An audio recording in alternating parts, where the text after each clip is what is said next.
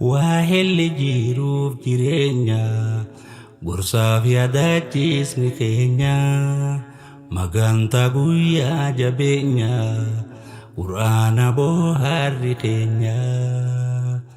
Waahilli jiruuf jireenya gorsaa yaadachiisni keenya magantaa guyyaa jabeenya quraana booharri keenya. Qalamni qalbii midhaanii miti mijuu ikhlaasaa qarruu tawhiidaati.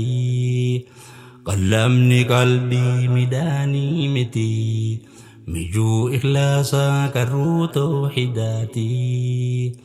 Dhandhama quraanaa dhandhamsiifnu qalbii arraafnu tasgabbii borullee nuuf wabii.